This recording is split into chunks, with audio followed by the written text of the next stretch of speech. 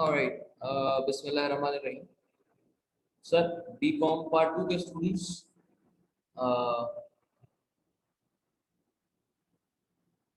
एक सेकंड। ठीक है जनाब, तो हम सर 8 चैप्टर्स कर चुके हैं बिजनेस एंड इंडस्ट्रियल लॉ के, और अब हम करेंगे चैप्टर नंबर 9 से ऑनवर्ड्स।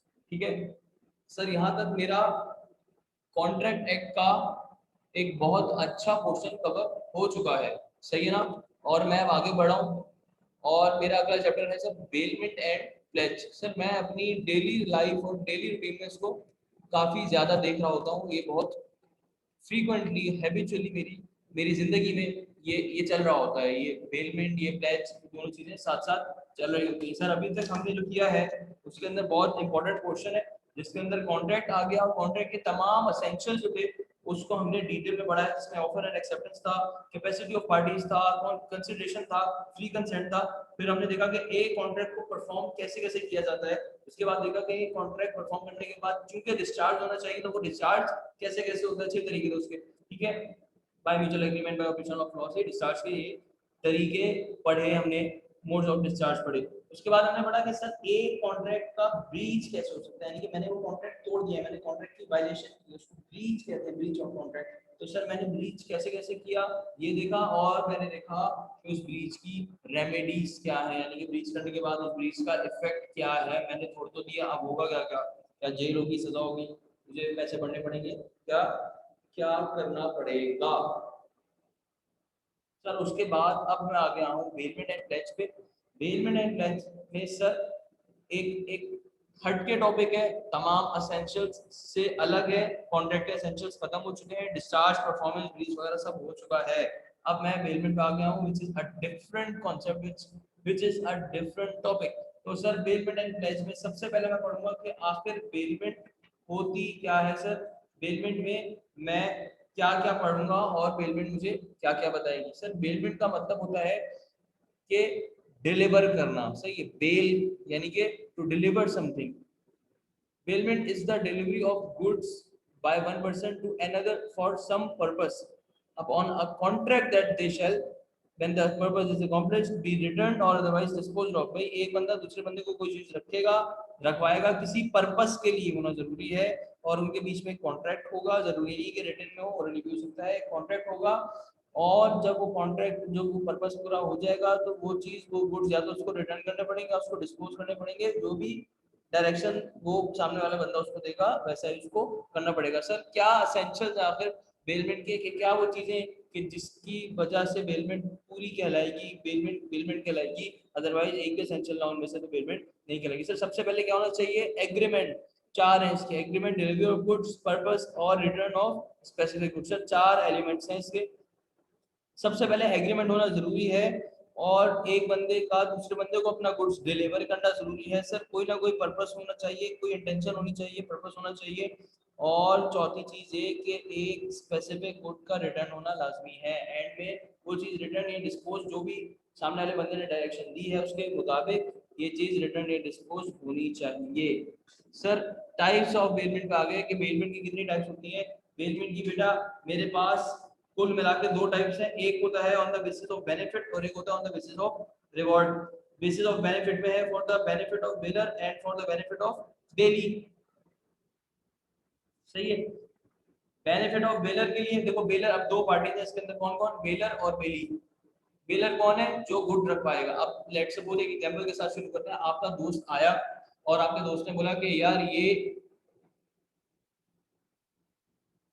रोको, यार ठीक है यार, ये लैपटॉप अपने पास रख लो, मैं तुमसे 2 दिन बाद दे दूंगा, मैं शहर से बाहर जा रहा हूँ, सही। यानी कि उस बंदे ने आपको लैपटॉप अपना रखवाया, तो वो बंदा बेलर है, आपको रखवाया है, आप बेली हो। ठीक है, एक बेलर है और एक बेली। अब टाइप्स में पहली टाइप है on the basis of benefits, और बेनिफिट किसी भी एक बंदे के लिए, या तो बेनिफिट ऑफ बेलर या बेनिफिट ऑफ बेली, या दोनों के लिए भी हो सकता है। सर बेनिफिट ऑफ बेलर के लिए क्या होगा, तो कौन सी एग्जांपल होगी जिसमें सिर्फ बेलर का बेनिफिट हो रहा होगा। बेलर का बेनिफिट हो रहा होगा, उसमें एग्जांपल ये है कि बेलर अपनी कोई चीज शहर से बाहर जा रहा है और दोस्त के पास रखवा के चला गया और ये चीज अंडरस्टूड है कि दोस्त उसको इस्तेमाल नहीं करेगा, उसे उस रखवाली के लिए अपने पास रख रहा है, तो it is for the sole purpose and for the sole benefit of bailor, for the benefit of bailee. भाई एक ऐसी चीज लेकर गया sole solely for the benefit of bailee में क्या होगा कि जब बेली उससे पूछेगा, बेलर से रिक्वेस्ट करेगा यार मुझे तुम्हारी जो है वो चीज बोरो करनी है, तुम्हारी गाड़ी चाहिए मुझे एक दिन के लिए, तो भाई बेलर बेली बेली को गाड़ी दे तो रहा है लेकिन बेली के फायदे के लिए, for the only benefit of बेली। ठीक है।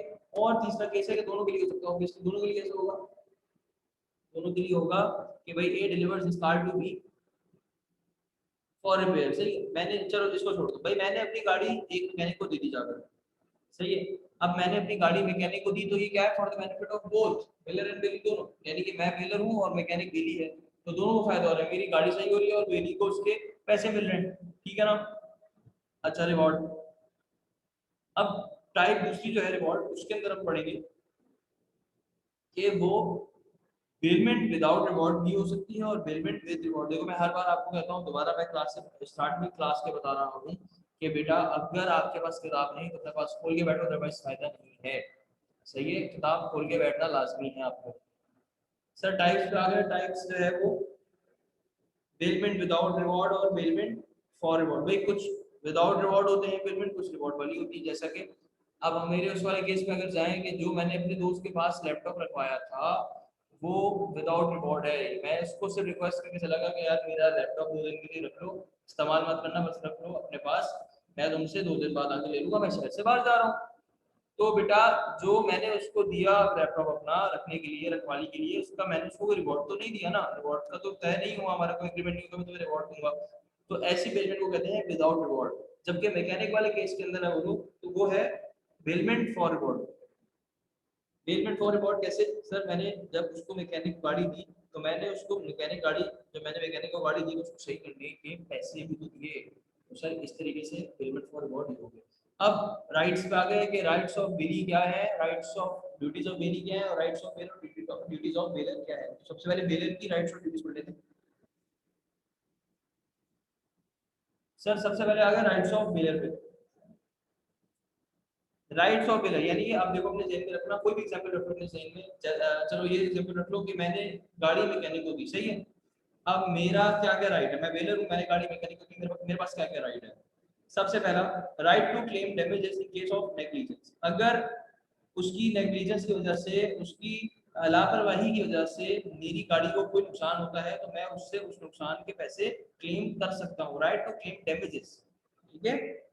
दूसरा राइट है right to terminate the contract in case of unauthorised use. मैंने देखा कि शाम में मैं नमाज पढ़ने निकला बाहर तो मेरी गाड़ी में वो अपने 4 दोस्तों को बुला के डरते मार रहे हैं, मैंने बोला इधर आओ बेटा, मैं तुमसे अभी के अभी गाड़ी, अच्छा वो गाड़ी सही भी कर चुका था, तो मैं उसको बोला कि मैं तुमसे अभी के अभी अपनी गाड़ी मांगता हूँ वापस। उसने बोला अच्छा अच्छा सर नाराज ना हो सर, ये अपनी गाड़ी ले ले, मसला नहीं है सर, लेकिन पैसे तो दे दो जो मैंने सही किया। मैंने बोला कि मैं ये कॉन्ट्रैक्ट अभी अभी टर्मिनेट करता हूँ क्योंकि तुमने एक अनऑथोराइज यूज किया है इस गाड़ी को, मैंने तुम्हें इजाजत नहीं दी थी कि तुम अपने दोस्तों को उठाकर ड्रिफ्ट मारो, इसलिए लिहाजा मैं तुमसे ये कॉन्ट्रैक्ट खत्म करता हूँ, मैं टर्मिनेट करता हूँ, क्यों, क्योंकि मेरे पास राइट है। ठीक है, right to terminate the contract. तीसरा है right to claim compensation in case of unauthorised, ना सिर्फ मैं टर्मिनेट कर सकता हूँ बल्कि मैं उससे कंपनसेशन भी क्लेम कर सकता हूँ। ड्रिफ्ट मारते हुए मेरा साइड मिरर का शीशा टूट गया, साइड वाला शीशा टूट गया, मैंने बोला कि तुम ना सिर्फ ये कॉन्ट्रैक्ट कैंसिल करो बल्कि अब तुम मुझे पैसे दोगे, ये इतने इतने का शीशा है, इतने इतने का साइड मिरर है, मुझे पैसे दो, तो राइट टू क्लेम कंपनसेशन। उसके बाद है right to claim the separation of goods in case of unauthorised mixture.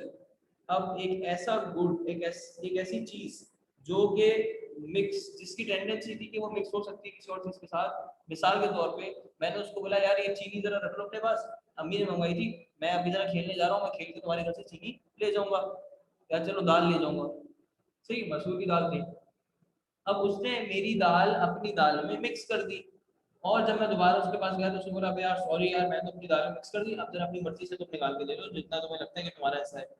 तो उसमें क्या है, इसमें मैं बोलूंगा कि भाई right to claim the separation of food, मैं बोलूंगा मुझे नहीं पता तो मुझे सेपरेट करके दो, या तो मैंने 50 रुपए की दाल खरीदी थी, तुम दुकान पे जाओ तुम मुझे 50 रुपए की दाल ला दो, या तो मुझे इसमें से मुकम्मल 50 रुपए की दाल को सेपरेट करके दे दो मेरी। सही है। पांचवा है right to claim compensation in case of unauthorised mixture of goods, in case of unauthorised mixture of goods. अच्छा, और ना सिर्फ वो सेपरेट करने का क्लेम कर सकता है बल्कि कंपनसेशन भी क्लेम कर सकता है। वो कहेगा या तो भाई मुझे दाल ला दो 50 की, या मुझे 50 रुपए दे दो। सही है। या तो वो बोलेगा इसमें से मेरी पूरी 50 रुपए की दाल अलग कर दो, separate, right to claim separation, या फिर right to claim the compensation, या तो मुझे वही 50 रुपए की दाल बाहर से ला के दे दो। ठीक है। छठा आ गया right to demand return of goods at the end of the period, at the end of the expiry. मैं उसको बोलूंगा कि भाई अब मुझे, अगर मैं मैकेनिक वाले केस की बात करूं तो भाई तुम्हारा काम हो गया, मैकेनिक है, मैकेनिक, अब मुझे मेरी गाड़ी वापस दे दो। सही। और दाल वाले केस में मैं खेल के आ गया, मैंने बोला दोस्त दाल तो दे दो वापस, उसने बोला सही सलामत दाल रखी तो उसने दे दो वापस। तो मेरे पास राइट है कि मैं अपने गुड्स को डिमांड कर सकूंगा, मुझे वापस रिटर्न कर दो। सही है। सातवां है right to claim compensation in case of unauthorised retention of good. भाई अब वो रिटेन करके बैठ, रिटेंशन ऑफ गुड यानी कि अपने पास रखना, रिटेन करना। वो गुड्स को अपने पास रख के बैठ गया, छोड़ ही रहा, तो मैं उसे कंपनसेट कर सकता हूँ उतने दिनों का जितने दिन का उसने अपने पास अनऑथराइज्ड रिटेंशन रखा है गुड्स का। सर अनऑथराइज्ड रिटेंशन क्या मतलब? मैंने उसको बोला मुझे गाड़ी कब तक दोगे, उसने बोला मैं आपको कल शाम तक दे दूंगा। आज मैं दोपहर में खड़ा हूँ अभी इस टाइम पे, दोपहर के 3 बज रहे हैं, और मैंने उसको बोला कि भाई मैं कब लूँ, उसने बोला कल शाम में आके ले जाएगा। मैंने बोला ओके। अब कल शाम तक का हमारा पेमेंट का कॉन्ट्रैक्ट डेवलप हो चुका है कि अगले दिन मैं शाम में गया तो वो मौजूद नहीं था और उसकी दुकान बंद थी। उसके बाद मैं रात में गया तब भी बंद थी, फिर उसके बाद अगले दिन जब मैं रात में गया, शाम में गया, तब भी बंद थी। इसी तरह एक हफ्ते बाद उसकी दुकान खुली, मैंने अप्रोच किया, मोबाइल कॉल वाले की नहीं उठा रहा था। एक हफ्ते बाद वो खुद आया, उसने बोला कि यार सॉरी मेरी तबीयत खराब थी, या मैं फला टिकना जो भी है मैं आपको नहीं दे सका। तो इट मीन्स के एक अनऑथराइज रिटेंशन ऑफ गुड्स है। मैं उस एक हफ्ते में जो जो मुझे नुकसान हुआ, या जो जो मेरे हिसाब से नुकसान हुआ है मेरे लिए, या मुझे नुकसान हुआ है, मैं उसकी कॉम्पनसेशन क्लेम कर सकता हूँ। ठीक है। अब मिसाल के तौर पे इसमें एक एग्जांपल मैं देता हूँ कि मैं हूँ रेंटा कार वाला। सही। अब वो कार मैं रेंट पे देता था, मेरे पास एक हफ्ते में, अच्छा मैंने मैकेनिक को गाड़ी दे दी और एक हफ्ते वही हुआ, वही सेम एग्जांपल कि एक हफ्ते में मैं जाता रहा, वो था ही नहीं दुकान पे, वो गायब रहा। एक हफ्ते में मेरे पास 4 कस्टमर्स आए, 2-2 हज़ार वाले। सही ना, कि आप 2 हज़ार रुपये मुझे गाड़ी रेंट पे दे दो, 2 हज़ार रुपये, 4 कस्टमर्स आए मेरे, यानी कि मैंने 8 हज़ार रुपये खो दिए। तो ऐसे केस में अब वो मैकेनिक मुझे 8 हज़ार रुपये, मैं उससे 8 हज़ार रुपये का क्लेम कंपनसेट कर सकता हूँ। सही। मेरे पास 8 हज़ार रुपये का क्लेम करने का राइट है। सही है। अच्छा जी, ये तो हो गया राइट ऑफ बेलर। अब आ गया duties of bailor. Sir duties, bailor की ड्यूटीज भी तो है कुछ। Duty to disclose faults. भाई मेरी गाड़ी में साइड मेरा था ना, वो वैसे पहले से हिल रहा था, बिल्कुल खत्म था, एंड पे था, लेकिन मैंने गाड़ी देते हुए मैंने मैकेनिक को नहीं बताया, और वो गाड़ी का शीशा टूट गया। और फिर मैं मैकेनिक को बोल रहा हूँ कि भाई मुझे पैसे दो यार, मुझे पैसे दो। मैकेनिक कह रहा है भैया मैं कैसे दूं, वो तो आपने जब दिया था तभी टूटा होता था तकरीबन। तो ये डीलर की ड्यूटी है कि वो फॉल्ट्स को डिस्क्लोज करे कि भाई मेरी गाड़ी का शीशा ये टूटा हुआ है, इतना ये हुआ ये ऐसा हुआ है।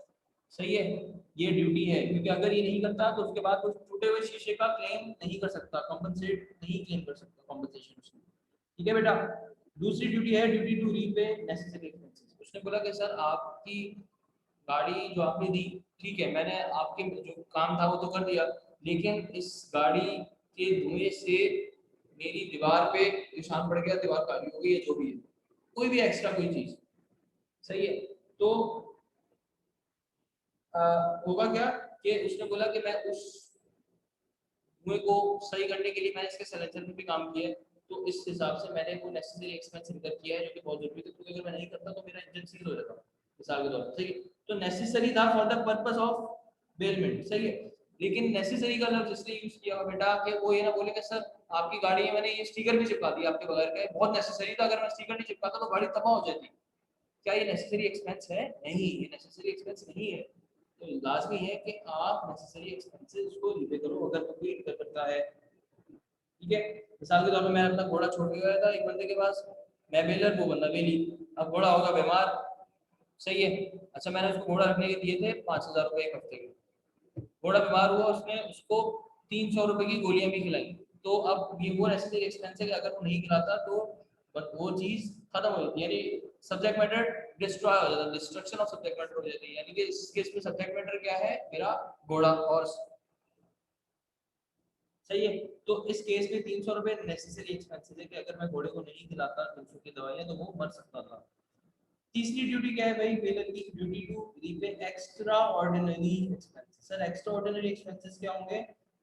एक हमेशा पहले तो सबसे इम्पोर्टेंट चीज थी किसमें होगी, नॉन ग्रेजुशियस बिल। अच्छा एक और चीज जो ऊपर मिस हो गई है, नॉन ग्रेजुशियस बेलमेंट वो है जो कि against some sort of reward हो, यानी कि जिसके अंदर पैसों की बातचीत हुई हो या किसी न किसी चीज का लेन देन हो, मकसद के लिए हो। सही है, पढ़ा था ना हमने रिवॉर्ड में कि रिवॉर्ड में क्या है, विदाउट विद रिवॉर्ड पेमेंट जो रिवॉर्ड के साथ होता है वो कहलाता है नॉन ग्रेजुशियस, और जो विदाउट रिवॉर्ड होता है इसमें जिसके अंदर पैसे नहीं होते वो कहलाता है ग्रेजुशियस पेमेंट। ठीक है, तो duty to repay extraordinary expenses. Sir इसके अंदर हमेशा क्या होगा, इसके अंदर हमेशा से आपकी नॉन ग्रेजुशियस पेमेंट होगी, यानी कि अगेंस्ट एनी रिवॉर्ड। अच्छा सर एक्स्ट्राऑर्डिनरी एक्सपेंसेस में और नेसेसरी एक्सपेंसेस में यही फर्क है। इसकी एग्जांपल देख रहे हैं एक्स्ट्राऑर्डिनरी की, we hires a horse, the horse becomes sick, we spend 50 on medical and 20 on feeding, he is liable to pay we 50 the extraordinary expenses. सही है। ड्यूटी, चौथी ड्यूटी क्या है भैया, duty to indemnify for demanding back. If the bearer who has sent goods gratuitously for specified time asks the bearer to return the goods before the specified time, he must indemnify the bearer for the loss caused to him in excess of the benefit already incurred. तो भाई ये बेली की baler की duty है कि वो अगर बताए हुए वक्त से पहले उससे मांग रहा है अपनी चीज तो वो उसको इंडेमनिफाई करे। सर क्या मतलब, भाई मैंने अपने दोस्त को बोला यार मेरा घोड़ा रख लो जरा, ठीक है, या चलो बल्कि मेरा मोबाइल रख लो, सही है, मोबाइल तुम जरा रख लो 2 दिन के लिए, मैं आ रहा हूँ 2 दिन बाद, एक्स्ट्रा मोबाइल है, बल्कि गाड़ी की बात करो, चलिए चलो मैंने अपने दोस्तों को गाड़ी रखवाई और बोला कि मैं 2 दिन बाद वापस आऊंगा, मैं शहर से बाहर जा रहा हूँ। मेरे दोस्त ने बोला चलो ठीक है, सही है, तो ये कैसी ग्रेचुइटियस पेमेंट है, इसके अंदर कोई पैसों का लेन देन नहीं, उसने सिर्फ मुझे फेवर दिया, मैंने उसको रिक्वेस्ट की। सर मगर मगर अगर मैं उसको सिर्फ 1 दिन बाद ही लेने आ गया, उसको 2 दिन का टाइम नहीं था, लेकिन उससे मैं 1 दिन पहले 1 दिन के अंदर अंदर ही शहर में वापस आ गया और मैंने उसको कॉल की, मैंने बोला यार मुझे अपनी गाड़ी वापस चाहिए। उसने बोला मैं बहुत इंपॉर्टेंट मीटिंग में हूँ, मैं अभी नहीं आ सकता, मेरी 50 लाख की डील है, टूटेगी भैया। तो मैंने उसको बोला कि भाई मुझे नहीं पता, मुझे अपनी गाड़ी चाहिए, क्योंकि it is a right of bailor to demand return of goods. सही है, ठीक है ना। तो लॉ ये कहता है कि ए बेलर, अब जो उसका नुकसान हुआ है तुम्हें उसको इंडेमनिफाई करना पड़ेगा। क्यों? क्योंकि तुमने वक्त से पहले ही मांग ली अपनी चीज, इसलिए तुम्हें उसको कॉम्पनसेट करना पड़ेगा उन तमाम एक्सपेंसेस पे जो उसने इनकम इनकर किए हैं। ठीक है, duty to indemnify for defective title.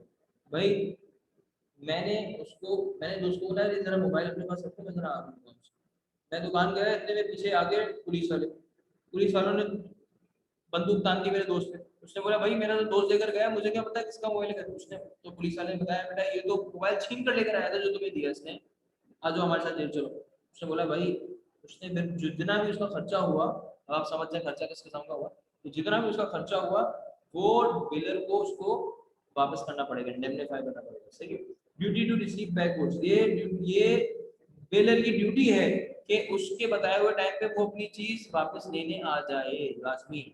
सही है, क्योंकि उसके बाद भी पहले तो था ही कि अगर 2 दिन से पहले अपनी चीज वापस मांगने आ गया तो इंडेमनिफाई करूंगा, इस तरीके से 2 दिन के बाद भी अगर आया ना बताए हुए टाइम के बाद भी, तब भी मुझे उसको इंडेमनिफाई करना पड़ेगा। क्योंकि अगर घोड़ा मैंने उसको पास 2 दिन 1 हफ्ते के लिए रखवाया हुआ 5,000 पे, और आपको लगता है कि अगर 1 हफ्ते के 1 दिन भी ऊपर हुआ तब मैं उसको 5,000 दूंगा, नहीं, तब मैं उसको और एक्स्ट्रा दूंगा। क्यों? क्योंकि अब टाइम गुजर चुका है। तो it is a duty of a bailor to receive back goods upon the time specified by the bailor. सही है। अब आ गए हम राइट्स ऑफ बेली पर।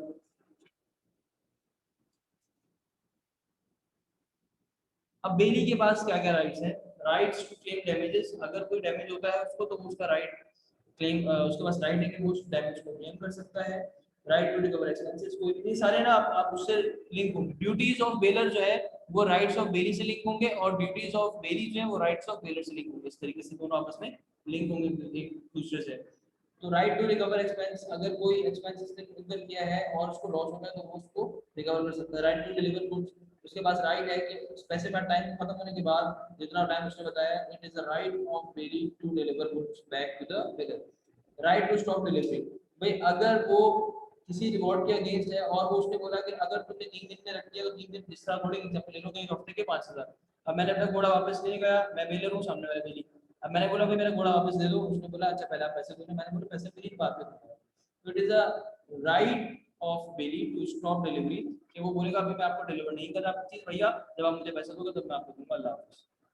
राइट टू सू, इस तरीके से अगर वो फिर भी पैसे नहीं दे पाता और he failed to to announce या to give reward to the bailee, तो बेली के पास राइट है टू सू। इस तरीके से राइट टू कंपनसेट है बेली के पास। और राइट ऑफ लियन, राइट ऑफ लियन में भी वही वाली बात डिस्कस होगी कि मैं घोड़ा जब मांगने गया उसने मेरे पैसे नहीं दिए तो मैं उसको घोड़ा वापस नहीं करूंगा जब तक कि बेलर पैसे ना दे दे। सही, इसी तरीके से ड्यूटीज ऑफ बेली भी है कि बेली तुम्हारी ड्यूटी है कि तुम reasonable care, duty to take reasonable care of goods provided by bailor. दूसरी ड्यूटी है duty not to make unauthorised use, भाई अनऑथराइज्ड इस्तेमाल मत करो। तीसरा duty not to mix goods, को मिक्स मत करो अपने गुड्स के साथ। चौथा है ड्यूटी टू रिटर्न गुड्स, भाई गुड्स रिटर्न करो जब मांगना है को। ड्यूटी टू रिटर्न इंक्रीज, अगर तुमने इंक्रीज की बड़ी अच्छी एग्जांपल है कि उसने मुझे एक गाय, सही काऊ, एक काऊ मेरे पास रखवाई, अब क्या हुआ, अब काऊ ने बच्चा दे दिया, ठीक है। अब जब काऊ ने बच्चा दिया तो क्या हुआ, ये एक इंक्रीज है, ये प्रॉफिट है, सही, तो मुझे वो प्रॉफिट भी उसको वापस देना पड़ेगा, इसलिए लिखा हुआ है कि ये ड्यूटी है तुम्हारी बेली कि तुम उसको इंक्रीज भी रिटर्न करो। सही है, जो काऊ का काफ हुआ है CALF, काफ, वो काफ गाफ वाला काफ नहीं बेटा, CALF, तो काऊ का काफ हुआ है वो भी उसको रिटर्न करना पड़ेगा। ये थी ड्यूटीज ऑफ बेली। सही है सर। अब आज और बड़े मजे का कॉन्सेप्ट है जिसको कहते हैं प्लेज, PLEDG, प्लेज, या फिर PAWN, पाउंड। सही है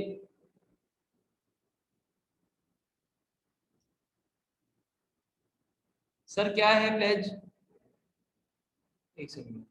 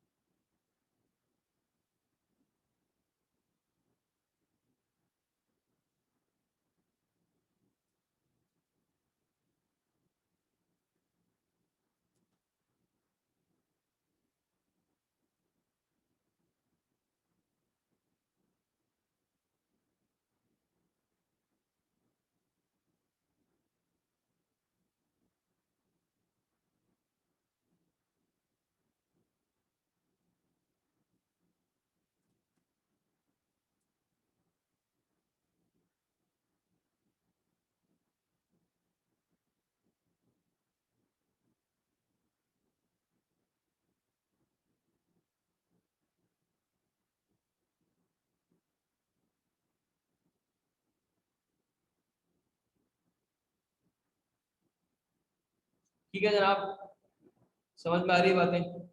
अब हम आ गए प्लेज की। सर प्लेज है क्या, आखिर किस ट्रे का नाम है। देखो यहाँ तक तो हम पहुंच गए कि मैंने कोई चीज किसी के पास रखवाई, उसको बेलमेंट कहते हैं। सही, उसका एसेंशियल होनी चाहिए कि मेरा हमारा एग्रीमेंट होना चाहिए कि भाई मैं तुम्हें रखवा रहा हूँ ये चीज, तुम्हारे तुमसे 2 दिन बाद ले लूंगा। ठीक है, एग्रीमेंट रिटर्न ओरल किसी भी फॉर्म में चलेगा।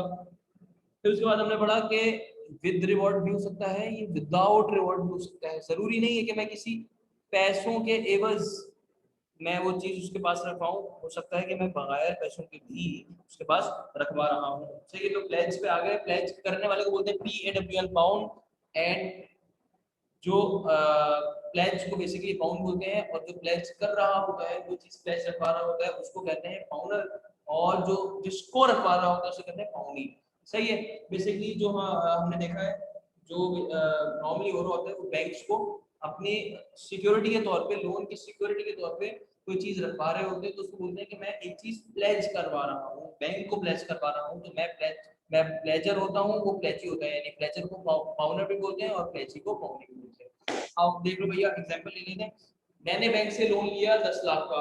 बैंक ने बोला भाई अब आप 10 लाख के लोन में क्या गारंटी दे रहे कि आप मुझे वापस करोगे। मैंने बोला मैं आपको अपना घर गिरवी रखवा रहा हूँ। तो ये जो लफ्ज गिरवी है ना, गिरवी, इसको कहते हैं प्लेज।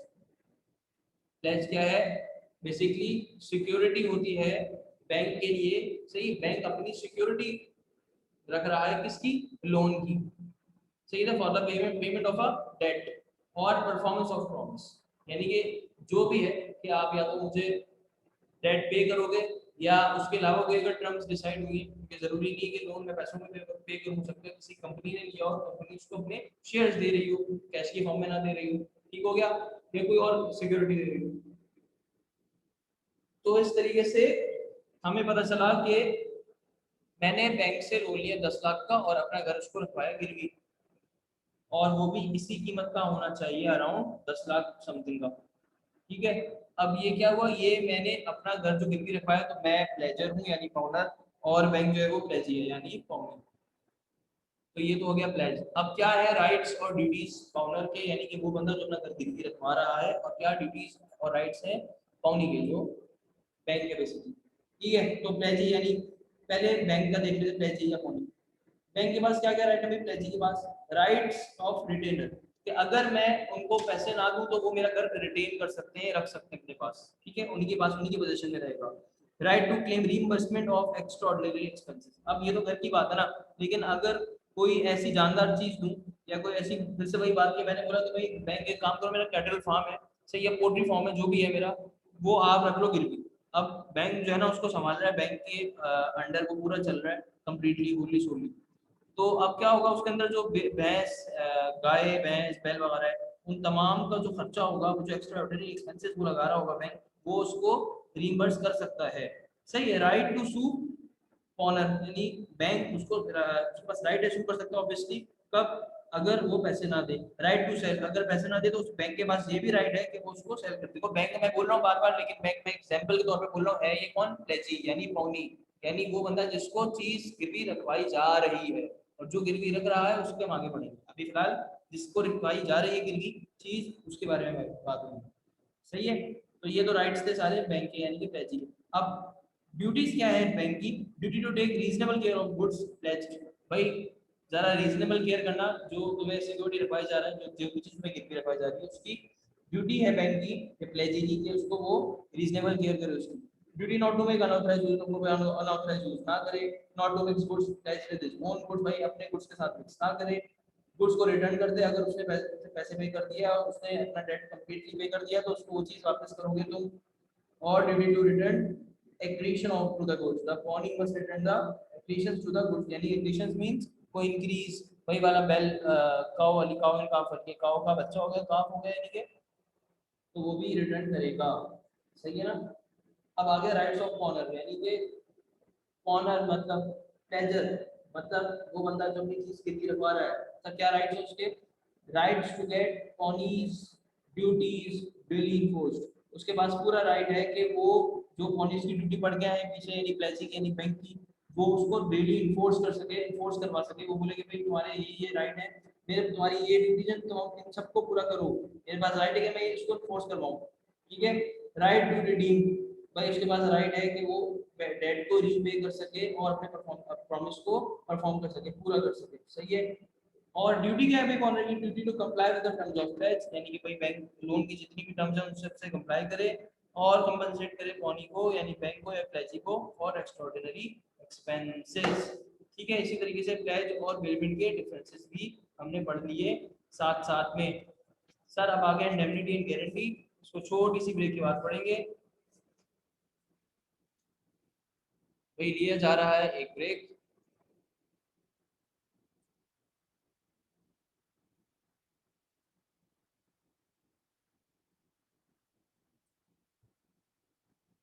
तीन बीस पे ले रहे हैं, 40 पे।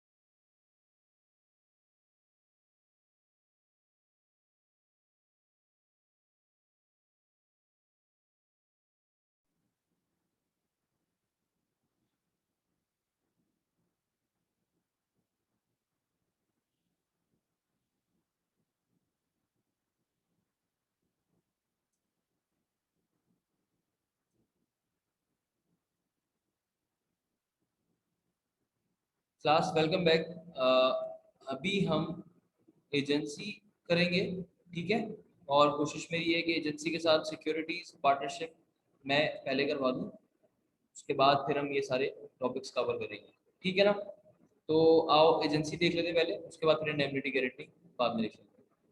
सर क्या है एजेंसी, क्या है आखिर एजेंसी किसे कहते हैं, और ये एजेंसी कब फॉर्म होती है और किन लोगों के बीच में फॉर्म होती है, क्या पार्टीज टू द कॉन्ट्रैक्ट है इसकी, और क्या इसके एसेंशियल्स हैं, और ये सब हम देख लेते हैं इसके अंदर। सर एजेंसी के अंदर दो पार्टीज होती है, एक एजेंट एक प्रिंसिपल, सही है। उसके आगे हम आगे भी बढ़ेंगे कि सब एजेंट भी होता है, बट वो बेसिकली इस एजेंसी का पार्ट नहीं होता, ठीक है। सर क्या एसेंशियल्स हैं इस एजेंसी के, कि सबसे पहले तो इसमें आपका एग्रीमेंट होना जरूरी है प्रिंसिपल और एजेंट का, चाहे एक्सप्रेस हो या इम्प्लाइड हो, किसी भी किस्म का एग्रीमेंट हो, बट एग्रीमेंट होना जरूरी है। सर कॉम्पिटेंसी होनी चाहिए प्रिंसिपल की, ठीक है। प्रिंसिपल की कॉम्पिटेंसी होनी चाहिए कि वो मेजर हो, माइनर ना हो, साउंड माइंड का हो, और इनसेन ना हो, जिंदा हो, सलामत हो, ठीक है। कॉम्पिटेंट होना चाहिए। Sir no consideration is necessary, भाई आपका कानून ये कहता है कि no consideration is required to create an agency. क्यों? क्योंकि अगर मैं अपने भाई को भेजता हूँ दुकान पे अपने ब्याह पे उधार लेने के लिए, तो बेटा ये भी एक एजेंसी ही है। जरूरी नहीं कि मैं अपने भाई को पैसे दूंगा, भाई मुझसे मांगेगा तो आपको पता है कि भाई मांगता है उसके बाद क्या हो रहा होता है, ठीक है। दो उसके कान के नीचे, और सीधे दो सीधे कान के नीचे और दो उल्टे कान के नीचे जो है उसको दे दिया जाता है पैसों की वजह से। तो जरूरी नहीं है कि एजेंसी में आपकी कंसिडरेशन लाजमी हो, सही है ना। तो ये तो एसेंशियल्स थे कि सर अब हम आगे क्रिएशन ऑफ एजेंसी में कि एक एजेंसी कैसे कैसे फॉर्म हो सकती है। तो सबसे पहले एजेंसी बाय एक्सप्रेस अथॉरिटी, कि आपकी जो एजेंसी है वो एक्सप्रेस अथॉरिटी की वजह से अराइज हुई है। और एक्सप्रेस अथॉरिटी कब होती है, कि जब वो एजेंट की तरफ से आए बाय वर्ड्स और by words of mouth or written words, ठीक है। एग्जांपल देख लेते हैं इसकी, कि X who owns a shop appoints Y to manage his shop by executing a power of attorney in Y's favor. Here the relationship of principal agent has been created between X and Y by an express authority. अगर आपका agreement express है तो आपकी authority express होगी, ठीक है ना। इसी तरीके से agency by implied authority, A own the shop in Karachi, living himself in Lahore and visiting the shop occasionally, this shop is managed by B जो कि उसका एजेंट है, and he is in the habit of ordering goods from C in the name of A for the purpose of the shop and of for paying for them out of A's fund with A's knowledge. B has an implied authority from A to order goods from C in the name of A for the अब क्या है, अब एक बंदा अगर मेरे ब्याह पे काम कर रहा है दुकान पे, और मैंने उसको दुकान उसके ऊपर छोड़ दी है कि भाई तुम देख लेना, तुम डिसीजन ले लेना, और तुम ही सारी खरीदो फरोख्त करना मेरे ब्याह पे, तो अब क्या होगा, अब हर चीज का वो एक्सप्रेसली आके मुझसे नहीं पूछेगा, और मैं हर चीज को उसको एक्सप्रेस अथॉरिटी नहीं दूंगा, उसके पास इम्प्लाइड अथॉरिटी है, यानी कि आपको मेरी इजाजत के बगैर भी वो गुड्स परचेज कर सकता है और डिसीजन ले सकता है, खरीदो फरोख्त कर सकता है, किसके ब्याह पे, मेरे ब्याह पे। Sir agency bye express authority, agency by implied authority. अब एजेंसी बाय इम्प्लाइड अथॉरिटी में इम्प्लाइडली कैसे हो सकता है, सही। इम्प्लाइड तो हो गया कि भाई मेरे ब्याह पे कर रहा है, सही है। सर मेरे ब्याह पे किस किस तरीके से कर सकता है, ये एजेंसी बाय इम्प्लाइड अथॉरिटी के अंदर ही है। Agency bye estoppel, agency bye estoppel मतलब it arises where a person by his words or conduct induces third person to believe that a certain person is, भाई मैं बैठा हुआ हूँ और मेरा छोटा भाई मेरे ब्याह पे काम कर रहा है, दुकान वाला आया उसने बोला कि भाई ये आपके ब्याह पे पैसे लेकर गया था और मैं खामोश रहा, इट मींस कि मैंने उसको ये पैगाम दे दिया कि हाँ मेरा छोटा भाई मेरे ब्याह पर ही काम कर रहा है, तो it is assumed that agency is created on the grounds of estoppel, ठीक है। E S T O double P E. अच्छा ये किताब खोली भी नहीं है आपने, तो फटाफट अपनी किताबें खोल लो, आपके लिए बेहतर रहेगा। थोड़ा सुंदर होगा तो समझ में नहीं आएगा, चीजें सामने होगी तो बेहतर रहेगा, सही है। उसके बाद है agency by holding, such agency arises when a person by his past affirmative of positive conduct leads third person to believe that person doing some act on the behalf is doing with authority। Sir इसकी example ले लेते हैं कि X allows Y his servant to purchase goods from him on credit from Z and later on page for that, भाई x ने भाई को बोला कि जेड से सामान खरीद के लाओ मेरे बेhalf पे, एक्स के बेhalf में नहीं। One day X pays cash to Y to purchase goods, Y में separates the money and purchase goods on credit from Z. ठीक है, अब जेड क्या रिकवर कर सकता है एक्स से? हाँ बिल्कुल कर सकता है। क्यों? क्योंकि उसने अर्लियर ओकेजन्स पे, यानी पहले जब उधार पे लेने आया था, ये बात साबित करवा दी एक्स ने जेड को कि हाँ भाई वाई मेरा सर्वेंट है और मेरे ही बेhalf पे वो उधार लेने आएगा तो उसको दे देना। सही है ना? So this is the past affirmative position of the person, कि पास्ट पोजीशन ऐसी बन गई हो जिससे बात साबित हो चुकी है कि हाँ ये इस बंदे का ही एजेंट है। इसे कहते हैं एजेंसी बाय होल्डिंग आउट। ठीक है, एजेंसी बाय नेसेसिटी, ऑब्वियसली अगर कोई जरूरत के तहत किसी का कोई काम करता है एजेंट या किसी के बेhalf पे, तो वो एजेंसी बाय नेसेसिटी बन जाता है, नेसेसिटी बन जाता है। सही, जैसा कि अगर पार्टनरशिप फर्म में आगे पढ़ेंगे कि पार्टनरशिप फर्म में एक पार्टनर फर्म की भलाई के लिए अगर इमरजेंसी में कोई डिसीजन लेता है तो वो क्या करता है, वो एक एजेंट होता है और एजेंसी बाय नेसेसिटी के तहत वो क्रिएट करता है एक ऐसी एजेंसी जो कि इमरजेंसी में करना जरूरी हो। सही है। फिर आगे एजेंसी बाय रेटिफिकेशन। सर ये क्या है? Sir when the principal approves an act of the agent who never had the authority to undertake such act, it is called ratification. भाई मैंने इसको कहा तो नहीं था ये काम करने के लिए, लेकिन इसने किया है तो मैं इसको अपने बेhalf पे करार देता हूं, डिक्लेयर करता हूं कि आज से मेरे बेhalf पे ठीक है, मैं इसको रेटिफाई करता हूं। ठीक है, अब यहाँ एग्जांपल देखो इसकी कि x the managing director of the company without prior authority of the company accepted an offer made by Y on behalf of the company. Y later on revoked the offer, but the company ratified as accepted. It was held that Y is bound by ratification because ratification related back to the time of access. भाई एक managing director था, उसने company के behalf पे किसी तीसरे बंदे से कॉन्ट्रैक्ट कर लिया। तीसरा बंदा समझा कि हाँ ये कंपनी के behalf पे किया, लेकिन तीसरे बंदे को जब ये पता कि ये कंपनी के behalf पे तो किया है, लेकिन वो कंपनी से पूछ के नहीं किया या प्रायर या अथॉरिटी नहीं थी उसके पास से करने के लिए, तो तीसरे बंदे ने कॉन्ट्रैक्ट तोड़ना चाहा, लेकिन कंपनी ने उसको रेटिफाई कर दिया। कंपनी ने एक्स की एक्सेप्टेंस को, एक्स के कॉन्ट्रैक्ट को जो कि तीसरे पर्सन से किया था, रेटिफाई कर दिया। उसने बोला कि हाँ भाई ये मैं इसको अपने behalf पे करार देता हूँ। सर ऐसे केस में तीसरे बंदे को मानना पड़ेगा। ठीक है, वो बाउंड है कि वो इसको माने, इसको कॉन्ट्रैक्ट को माने। सही। और चौथा है agency of operation of law. किसी भी ऑपरेशन ऑफ लॉ के तहत कोई भी काम किया जाए एजेंसी के तौर पे, यानी किसी का काम किसी के behalf में, so it creates agency of operation of law. Example देख लो इसको, information of a partnership, every partner becomes the agent of other partner, such agency is said to be risen by operation of law. मैं example पहले भी दे चुका हूं। Sir अब आ गया कि who may employ an agent. भाई एजेंट को एम्प्लॉय कौन करेगा? ऑब्वियसली प्रिंसिपल करेगा।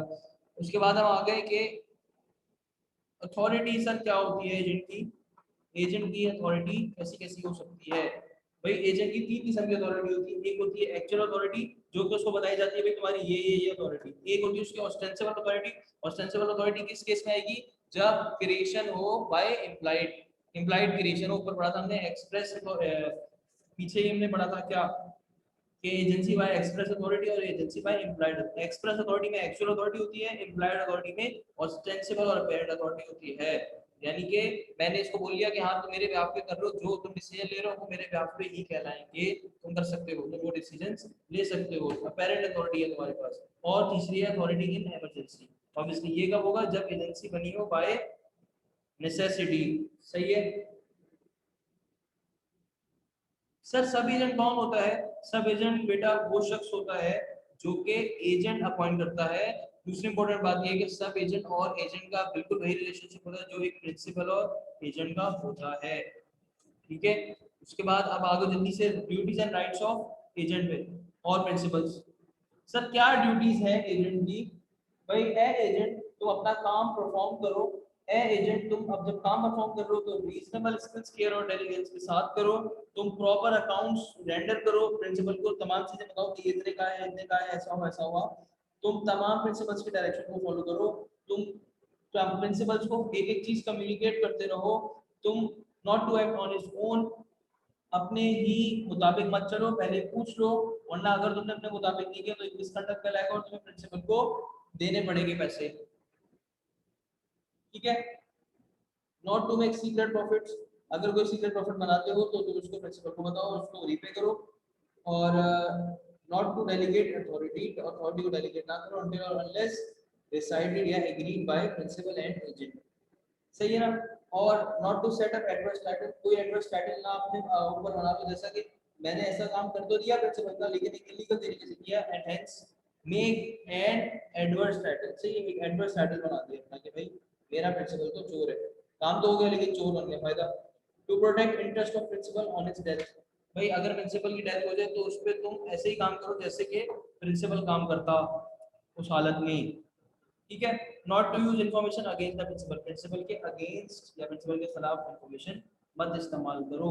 राइट क्या एजेंट के, भाई वो अपनी रेम्यूनरेशन रिसीव कर सकता है, वो मनी रिटेन कर सकता है, अगर प्रिंसिपल ने जो उसको बोला है वो ना दिया हो तो राइट ऑफ रिटेन, यानी ये वो जो चीजें हैं, जो गुड्स है या जो भी प्रॉपर्टी है जो कि प्रिंसिपल की थी, वो उसको अपने पास रख सकता है जब तक कि वो उसको पैसे या वो ना दे जो कि प्रिंसिपल ने डिसाइड किया हुआ था।